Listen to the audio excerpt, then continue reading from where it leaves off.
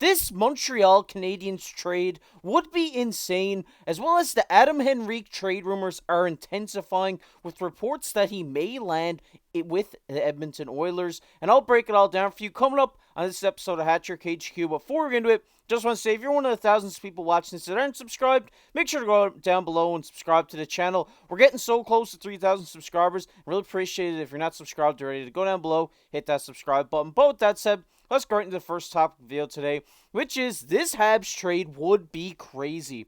And this is a mock trade that was put forward by Habs culture here. They had Alex Turcotte going to Montreal from LA, where LA would receive Jake Allen, Justin Barron, a 2024 and a 2024 third round pick. And my first initial impressions of this trade are, I really like this. I would really love to see this happen as a Montreal Canadiens fan. Getting rid of Jake Allen, getting rid of his contract is really worth it, and I think it's worth for LA to bring this guy in. Kind of looking for a solid backup there in LA. Even Jake Allen could become a starter there. I really do like his role with that team, trying to make a little bit of a push here in the latter half of the season. Obviously, Montreal would get rid of Justin Barron in this trade as well. Kind of free up the defense for young guys like Lane Hudson, David Reinbacher, and the prospects that they have coming up to kind of come up, get their spot in the NHL here. They have an influx of D-men kind of coming up right now. They have a lot of D-men in their system, so maybe moving one of them, isn't isn't the worst option. I think it definitely is a great option by Kent Hughes and Montreal Canadiens to try to move one of these guys out to make room for a Reinbacher or Lane Hudson. Justin Barron, I'm a big fan of his game. He's played great hockey here in Montreal, and I think he would continue his success over with LA. And a third round pick here to kind of, sweeten the deal here in this instance. And Alex Turcotte coming back the other way it is a great in this trade. I mean, 2019 first round draft pick. I think he was drafted fifth in that draft. I mean, we've known Kent Hughes to have a lot of insight into this 2019 NHL entry draft. So if he's going to go after this guy, he knows what he's getting himself into here in this instance. He knows the 2019 draft class very well, and it would just add to the Montreal's 2019 first-round draft pick collection, I guess you could say. But we're going to take a look at Alex Turcotte here. Obviously, this guy still trying to find his footing within the NHL. Obviously, that LA team is pretty deep through the center position, so he's kind of been, up and down throughout the year here. But in 10 games, he had 3 points this season with LA. But with the Ontario Reign, in 30 games, has 23 points, 7 goals, 16 assists, and in last season with the Reign as well, he had 17 points in 32 games. So he's had a little bit of an improvement from year to year here down in the AHL with the Ontario Reign. And let's take a look at his contract here. He is an RFA after this season right now at a cap hit of $2.44 million. Really do think this could be a great trade for Montreal to kind of extend this guy for their future and a great addition to their rebuild that they're into right now. And as you take a look, he is 23 years old. Like I said, drafted in the first round with the 5th overall selection back in 2019. I really do like Alex Turcotte here, and like I've mentioned, he hasn't really found his footing here in the NHL quite yet, and I really do think sliding him into here to the Montreal bottom 6 is really what's best for this guy. I think he could really, show that he's an NHL centerman here in Toronto. I mean, this is a guy whose 200-foot game is amazing. He's such a great defensive forward, and he's a two-way kind of guy too. But the defense is really what sticks out to a lot of guys when you're watching Alex Turcotte play. He's great with his stick. His stick work is amazing. He's also a guy who's going to put it all on the line for you. He could block a few shots. A little bit less physical, but he still lays the body from time to time.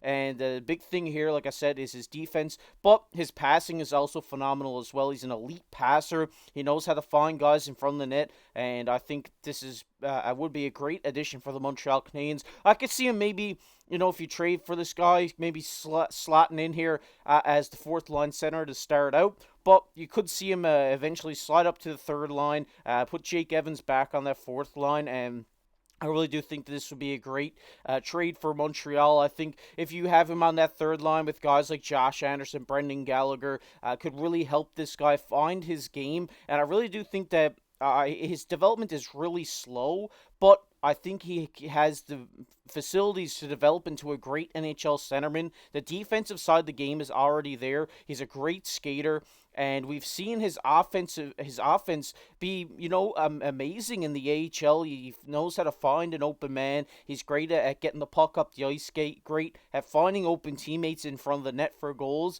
And I really do think that this could be a sneaky trade for the Montreal Canadiens that could really develop into something special here. I mean, he's a former fifth overall draft selection, top 5 pick in the 2019 NHL draft. So I mean, the potential is there. The ceiling is there for this guy to grow into even a top 6 centerman in the NHL. And I think if Montreal can take a shot at this guy by moving out Jake Allen's contract, I really do like this trade for the Montreal Canadiens. And I really think this may be something that Ken Hughes may look at. Like I said, he has a lot of knowledge on this draft class, and maybe they're saying, hey, maybe the hype has kind of died down on this guy over the years. Maybe we can get him for a little bit of a less of a deal. We get our side of it is getting rid of the Jake Allen contract, giving room for our young goaltenders in Montembeault and Primo to kind of run that 1-2 tandem, and just getting a great defensive centerman back here who has shown flashes to be a great offensive guy. I think this is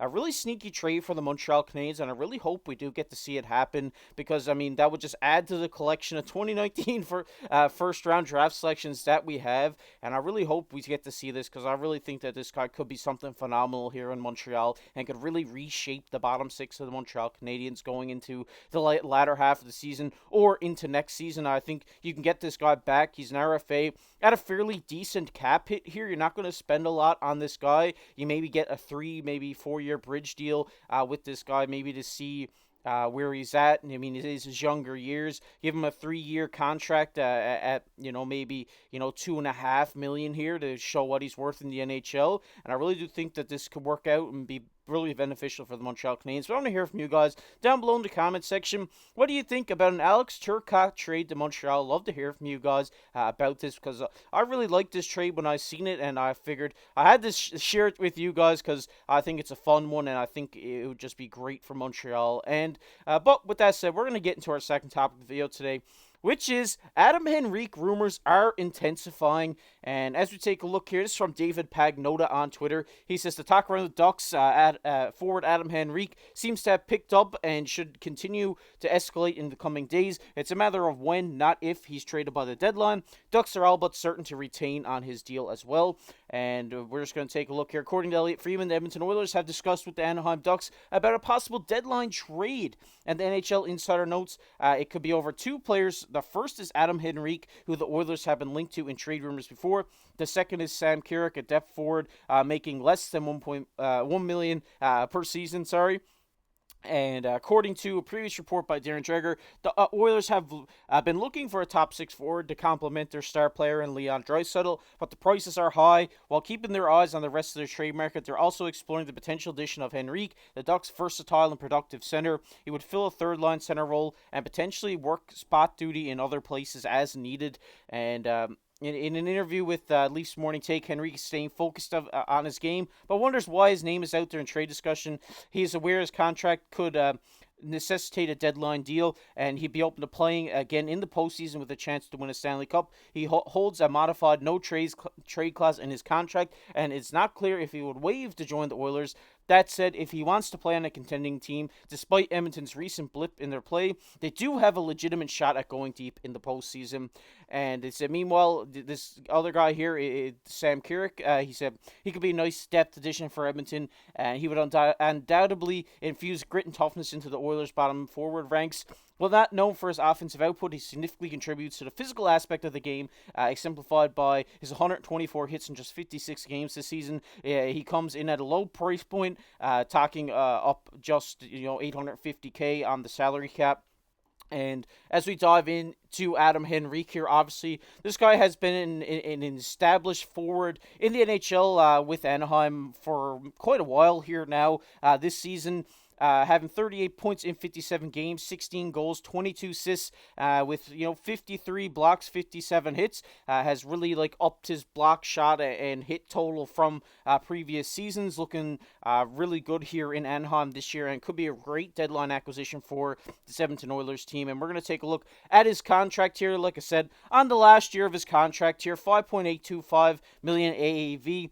And like the Anaheim Ducks said here in this article, or what I said here in this article was the Anaheim Ducks would most likely retain on this deal, which would be huge for the Edmonton Oilers. And I really do think that this guy could be a great fit here in Edmonton. He has shown flashes of being a great offensive player this season in Anaheim, and I think if you plop him there on that second line with Leon Draisaitl, I really do think that his production would increase even further. And he's such a great passer, a great shooter in Adam Henrique, and if you put him with one of the best players shots in the league in Leon Draisaitl, I think this could be something special that the Edmonton Oilers are definitely looking for. They're definitely looking to add a little bit more offense. I mean, it's kind of hard to say add a little bit more offense when I think McDavid in his last 10 games is goalless but has 23 assists, which is an amazing stat for him. I mean, that guy can just whip the puck around. He has a phenomenal shot. I mean, McDavid, obviously the best player in the NHL, the best player we've seen in a long time.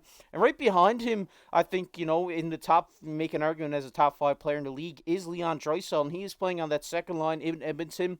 And I think adding Adam Henrique here really help boost Draisaitl's game, boost the offense throughout the lineup for this Edmonton Oilers team, and really give them a shot at making a deep postseason run here. I think this is a team that has a lot of talent and has the necessities to make a deep playoff run here. And I think just adding this guy really sparks the offense throughout the lineup. He's a guy who can lay the body too. He's not afraid to throw his body in front of a puck either. I think you're getting an all-around forward here with Adam Henrique that could really help this team push through towards the playoffs and push towards the ultimate goal, which is getting Connor McDavid and Leon Draisaitl a Stanley Cup in Edmonton.